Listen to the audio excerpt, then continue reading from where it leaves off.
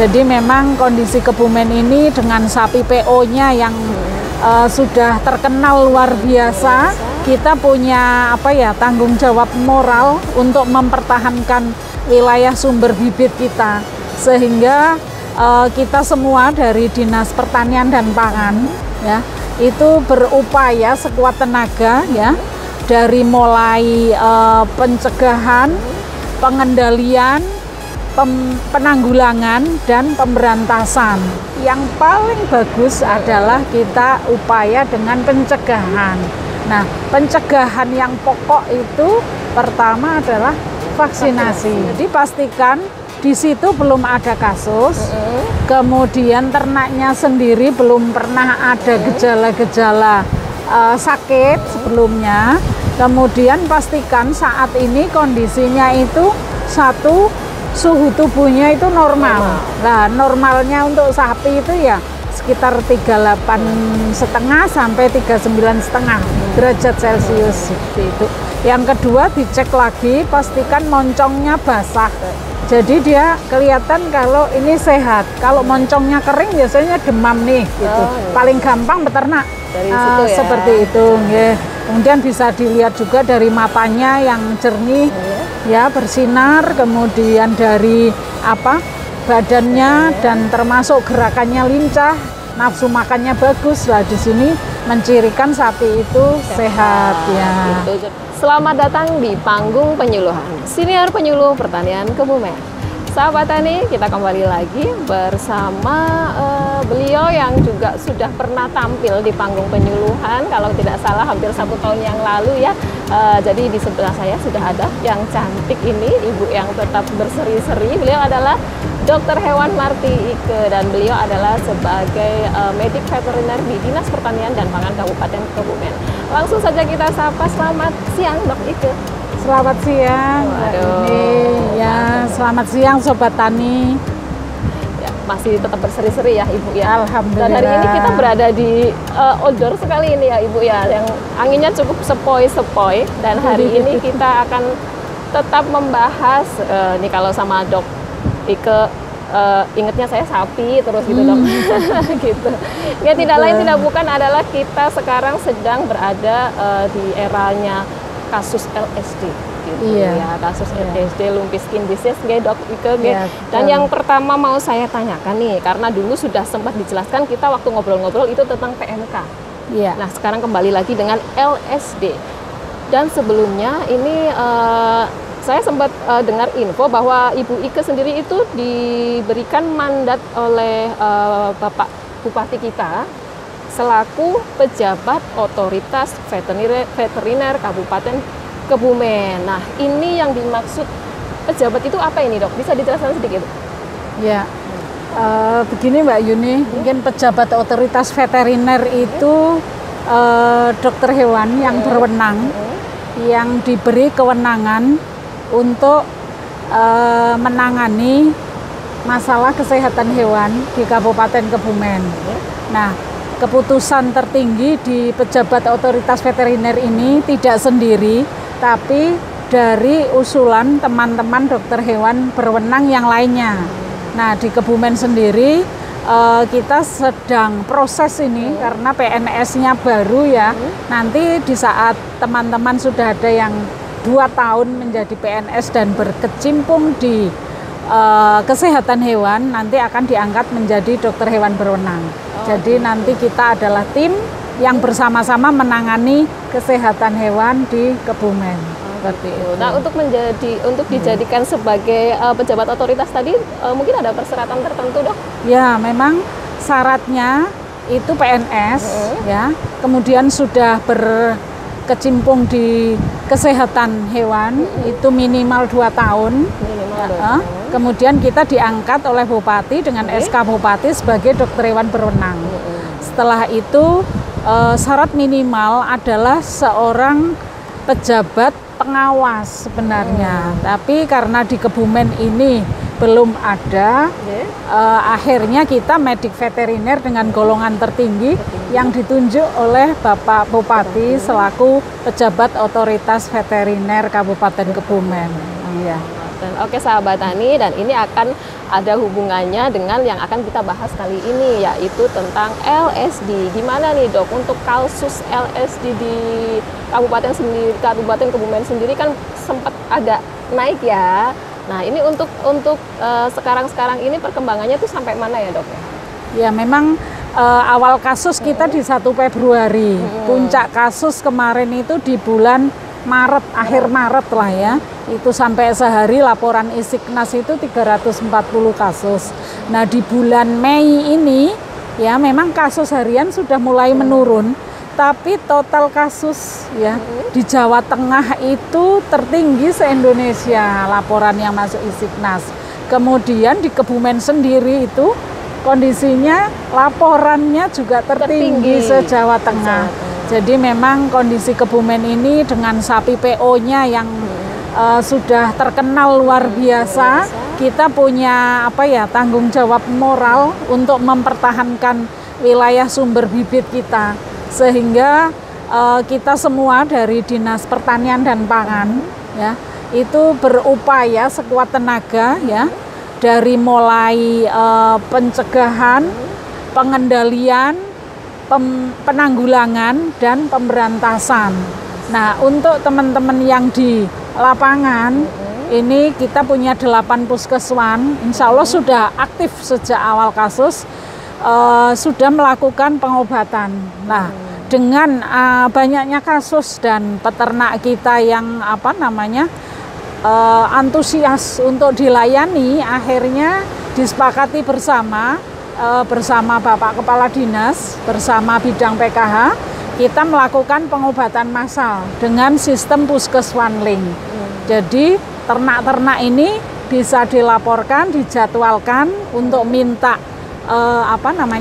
pengobatan massal oleh puskeswan dengan obat yang berasal dari Dinas Pertanian dan Pangan sendiri, juga dari bantuan dari Provinsi Jawa Tengah, Dinas Peternakan dan Kesehatan Hewan Provinsi Jawa Tengah. Juga kami kemarin bersurat juga ke Kementerian Pertanian ya, di Direktorat Kesehatan Hewan. Alhamdulillah dengan bantuan obat-obat ini insya Allah stok obat kita masih mencukupi, sehingga kami harapkan desa ya, ataupun peternak, ataupun kelompok ternak, ataupun dari Bapak Camat, ataupun semualah tokoh masyarakat untuk menyampaikan ini agar semua ternak yang terkonfirmasi bergejala LSD ataupun masih dalam pemulihan untuk diobati dengan pengobatan massal pada jam kerja oleh teman-teman kita dari puskeswan, seperti itu. Sahabat tani, sudah dijelaskan begitu panjangnya dan cukup jelas. Kalau bagi saya cukup jelas untuk sahabat tani semua. Jadi memang Dinas Pertanian dan Pangan Kabupaten Kebumen itu dengan adanya kasus yang tadi mirisnya kita tertinggi ya. Jadi di Jawa Tengah sudah tertinggi di Indonesia, sedangkan Kabupaten Kebumen sendiri juga tertinggi di Jawa Tengah, dan itu artinya gitu ya, bisa diartikan sendiri. Tetapi tidak berpangku tangan kita sebagai Dinas Pertanian dan Pangan Kabupaten Kebumen, yaitu tadi sudah dijelaskan ada pengobatan massal gitu ya dok. Ada pengobatan massal, dan tentunya itu tidak hanya sebagai tugasnya petugas di puskeswan, tapi juga kita membutuhkan peran serta kerjasama antara masyarakat dan pemerintah desa mungkin dan kecamatan. Gitu ya. Dan kemudian ini kan untuk pengobatannya tadi ya dok ya. Kemudian untuk yang misalkan adakah vaksinasi atau apa itu ada ya dok ya? Ya betul. Jadi memang untuk penyakit LSD ini kan kita ketahui bersama penyebabnya adalah virus. Kalau virus ini memang belum ada obatnya khusus. Jadi obat yang kita lakukan pada saat pengobatan massal itu hanya terapi suportif atau menambahkan daya tahan tubuh, sehingga ternak itu tahan ya dari gejala klinis yang parah ya. Dari saat kena LSD diberi vitamin, diberi obat-obat suportif itu untuk meningkatkan imunitasnya. Nah, karena itu yang paling bagus adalah kita upaya dengan pencegahan. Nah, pencegahan yang pokok itu pertama adalah vaksinasi. Dan itu kebetulan pada saat tanggal 1 Februari kasus pertama, kita mendapatkan bantuan vaksin dari provinsi hanya 260 dosis. Nah, itu sudah kita suntikkan untuk vaksinasi darurat di daerah kasus. Tapi ternyata vaksin yang sangat minim itu belum bisa mencegah berkembangnya virus LSD di Kabupaten Kebumen. Karena kita ketahui kalau penularannya ini lewat vektor, ya kan? Lewat gigitan nyamuk dan lalat. Nah, sementara pengendalian nyamuk dan lalat ini kan juga tidak mudah ya di lingkungan, karena kandangnya bersih, tapi belum tentu lingkungan sekitarnya sampah ataupun di kebun itu bersih juga gitu. Karena itu kita perlu vaksinasi. Nah, kebetulan kemarin juga bersama Bapak Kepala Dinas, kita mendampingi Komisi B, kita melakukan komunikasi ke Kementerian Pertanian. Dari sana mendapatkan hasil bahwa memang vaksin sudah tersedia dan sudah di-dropping ke provinsi, sehingga Kebumen sudah mengambil 1.200 dosis yang siap kita vaksinkan. Nah, kemudian di tanggal 15 kemarin Bapak Bupati sudah melakukan launching vaksinasi LSD di Desa Jogosimo, Kecamatan Klirong, Kabupaten Kebumen. Nah, dengan sudah di launchingnya vaksinasi LSD ini, harapannya nanti semua ternak-ternak yang masih sehat ya, kita lakukan vaksinasi ya. Dengan adanya vaksinasi ini harapannya semua populasi ternak di Kabupaten Kebumen ya bisa kebal dari serangan serangan virus LSD. Nah, ternyata ya Mbak Yuni, jadi yang masih sehat itu yang kita cari sebagai sasaran vaksin. Itu yang kami kesulitan. Jadi selama ini yang lapor ke kami itu tidak semua melapor gitu. Jadi banyak yang ternyata kena virus LSD, sudah kena penyakit, tidak lapor. Sehingga prediksi kami yang tadinya kita akan cepat nih vaksin ini terserap oleh peternak kita, ternyata sulit kita mendapatkan ternak yang masih sehat. Iya. Kemarin kita prediksi kalau 40% sesuai angka ini kesakitan. Misalnya dalam satu kandang ada 10 ekor. 4 yang tertular LSD, yang 6 berarti masih sehat. Lah 6-nya ini harapannya yang divaksin. Tapi sesuai SOP kita dalam pemberian vaksin tidak semudah itu. Jadi benar-benar yang steril daerahnya ya, bukan dalam satu kandang ada kasus yang sehat kita vaksin, itu bukan. Jadi kalau dalam satu kandang itu sudah ada yang terkena ya, yang lain itu kita tidak tahu apakah di dalam tubuhnya sudah ada virus atau belum. Nah, ini perlu screening. Nah, ini di sini peternak harus kooperatif dengan dokter hewannya. Ya, jadi benar-benar selektif mana yang masih sehat. Nah, itulah yang akan kita vaksin. Kalau sekandang itu ada yang kena, yang sehat sudah belum bisa kita vaksin, kecuali nanti kalau yang kena ini sudah sembuh ataupun sudah lebih dari 3 bulan.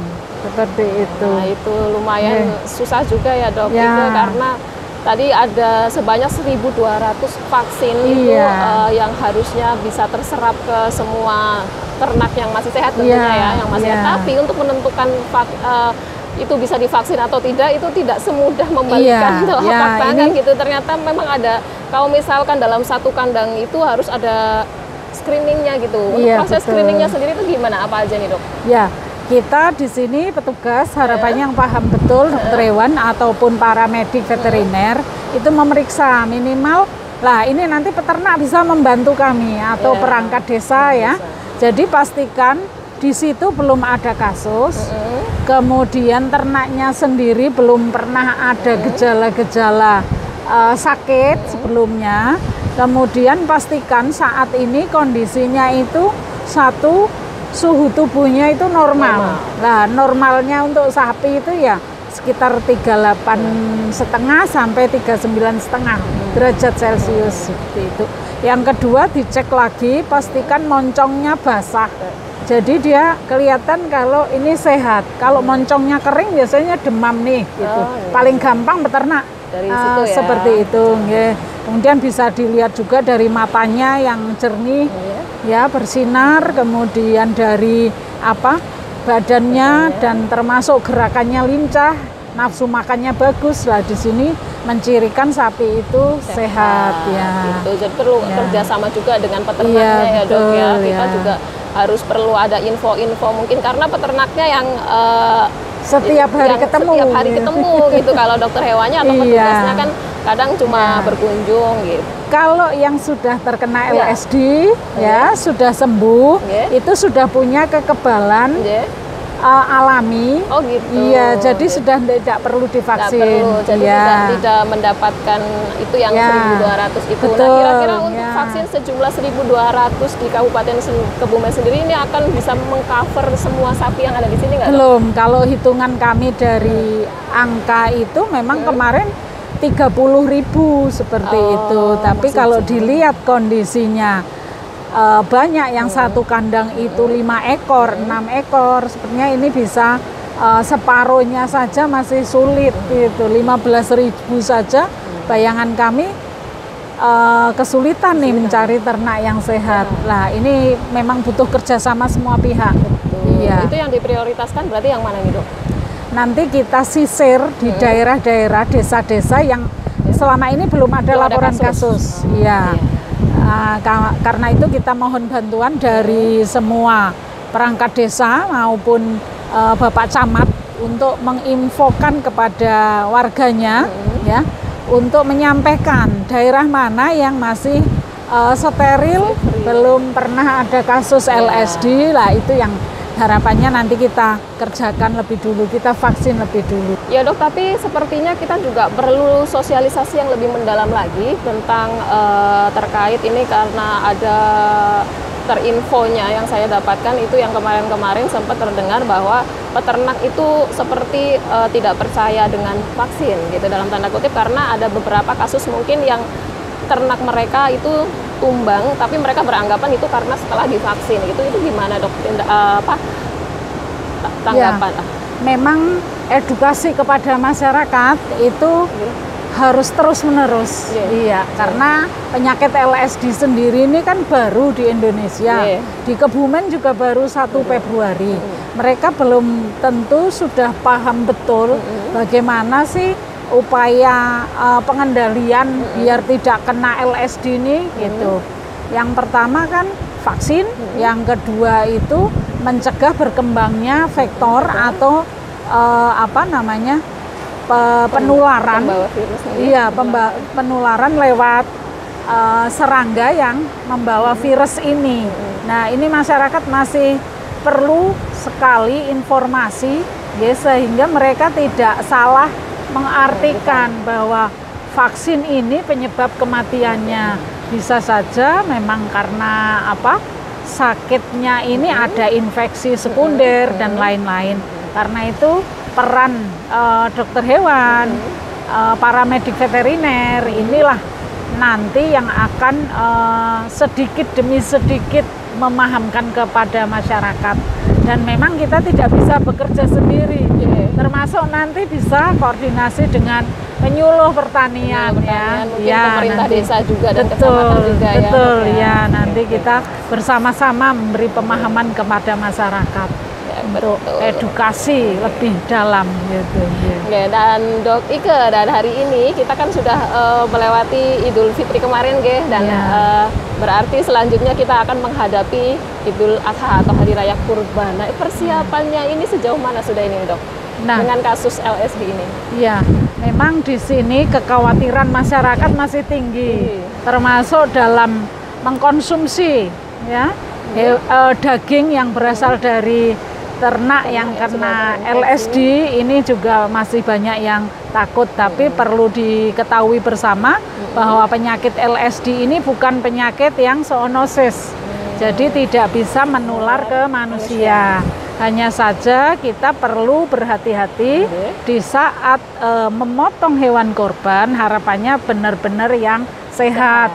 Karena itu perlu sebelum dilakukan pemotongan atau mencari hewan yang sehat itu berkonsultasi dengan dokter hewan, ataupun perlu kita lakukan pemeriksaan antemortem seperti itu ya.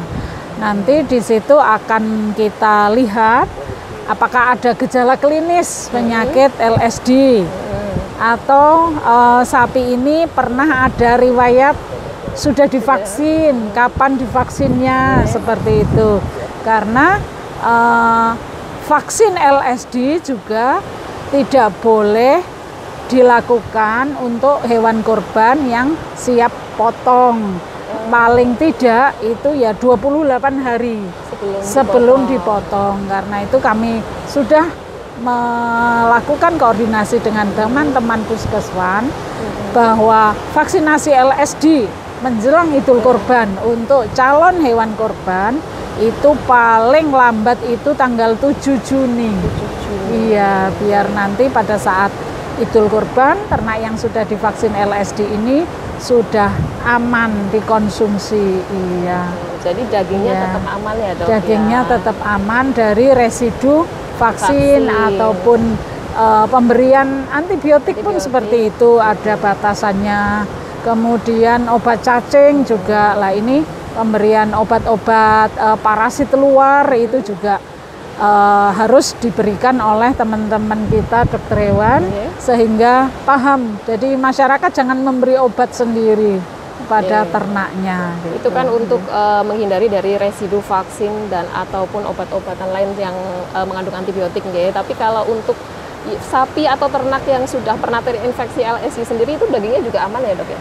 Ya, malah seperti ini, kalau sudah sembuh LSD ya itu insya Allah aman.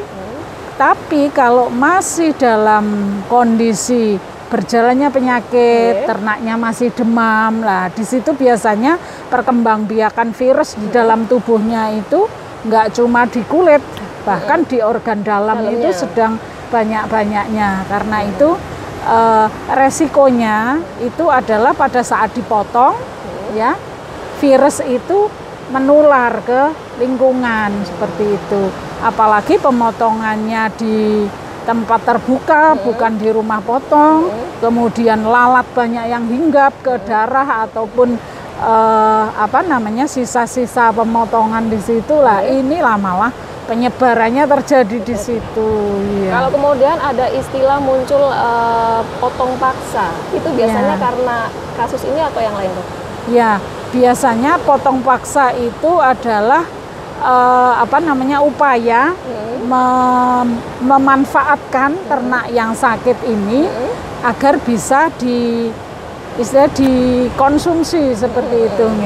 Nah, potong paksa ini harapan kami ini tetap di bawah pengawasan dokter hewan, karena tidak semua organ ini aman untuk dikonsumsi. Maksudnya aman seperti apa? Harus benar-benar dimasak dengan matang agar virus tidak menyebar ke lingkungan, sehingga semua harus bawah pengawasan. Tetap di bawah pengawasan dokter hewan betul. ya. Pokoknya yang paling aman itu kita melakukan pemotongan hewan, apalagi untuk Idul Kurban besok itu di RPH, rumah potong hewan yang resmi. Tentunya dengan pengawasan dari teman-teman dokter hewan dari dinas kami tentunya. Iya, betul. Dan kemudian untuk kasus LSD sendiri yang tadinya sempat agak naik ya, kemudian yang sampai sekarang itu lama-lama menurun dengan adanya kerjasama tim dari petugas dari Puskeswan dan juga masyarakat. Nah, kemudian rencana tindak lanjutnya ini apa, Dok? Nah, ini memang penyakit LSD ini penyakit yang sudah masuk ke kita mulai ceritanya itu dari Afrika, kemudian sudah merambah ke Eropa, kemudian ke Asia, lah sudah masuk ke Indonesia. Ini adalah penyakit lintas batas yang memang penularannya sangat cepat. Lah begitu sudah masuk ke Indonesia, kita harus siap penyakit ini muncul dan kasusnya naik dan turun. Mungkin pada saat musim hujan banyak vektor baik lalat, nyamuk, caplak ya, kasus akan naik. Nah, nanti pada saat musim kering tidak ada vektor, kasus akan turun. Demikian nanti akan begitu seterusnya. Lah ini sekarang pinter-pinternya para peternak ya. Para peternak bagaimana mengendalikan vektor ini dan mencegah dengan vaksinasi. Nah, yang perlu kita ketahui bersama bahwa informasi dari daerah Eropa, kemudian Afrika yang sudah berjalan lebih dulu kasusnya di sana, itu ternak yang sembuh dari LSD itu sebagian besar banyak yang infertil atau majir seperti itu. Nah, ini Kabupaten Kebumen sendiri sudah berkomunikasi dengan UGM dari Fakultas Kedokteran Hewan kita, kemarin sudah komunikasi untuk tindak lanjut ini. Jadi di daerah yang sudah banyak yang sembuh, contoh kita ada daerah timur ya, Mirit, Lulus itu, kami akan kerjasamakan untuk pemantauan tentang reproduksi sapi, terutama betina-betina produktif ya, dengan Fakultas Kedokteran Hewan UGM. Nanti teknisnya akan kita kerjasamakan, nanti kita coba dulu beberapa kandang kelompok ya. Mungkin nanti dengan pemeriksaan rutin, kemudian pemberian hormon, dan selanjutnya nanti mungkin dengan kawin suntik, kemudian pemeriksaan kebuntingan dan lain sebagainya. Kita akan kerjakan sebagai sampel di wilayah yang kasusnya sudah turun seperti itu. Harapannya nanti kita akan ketahui seperti apa yang harus kita lakukan untuk ternak-ternak betina, terutama yang produktif, agar bisa bunting kembali, beranak kembali, berkembang biak kembali gitu. Jadi penyakit ini bisa diatasi seperti itu. Baik, terima kasih untuk Dokter Ike. Lumayan panjang dan lebar penjelasannya dan cukup jelas sekali. Ini sudah gamblang tentang LSD, dan kami harap untuk sahabat tani semua, terutama yang peternak-peternak itu tidak perlu khawatir, Bu Ike, tidak perlu khawatir jika ternaknya terinfeksi LSD, karena mungkin ada pengendalian-pengendalian atau pengobatan yang jelas. Itu yang penting, itu peternak itu harus selalu berkomunikasi dengan dokter hewan di wilayah masing-masing. Seperti di Kabupaten Kebumen kita ada 8 puskeswan yang insya Allah bisa mengcover seluruh kecamatan ya, Doknya. Sekali lagi terima kasih sekali atas waktunya. Ini tadi ditodong di jalan, Ibu Ike kayaknya masih sibuk juga. Alhamdulillah masih bisa memberikan waktunya, kesempatan untuk mensosialisasikan ke teman-teman peternak. Dan mungkin lain kesempatan kita bisa ngobrol lagi ya, Dok Ike. Dan terima kasih untuk sahabat tani yang sudah menyimak kita dari awal, dan lain waktu kita juga akan membahas tentang LSD lagi. Dan karena dalam 1 bulan ini kita akan fokus ke kasus LSD. Oke sahabat tani, petani Indonesia berjaya, sejahtera, dan bahagia. Penyuluh pertanian Kebumen aktif, kreatif, inovatif. Saya Yudi Wiyarti, terima kasih dan sampai jumpa. Terima kasih, Dok Ike.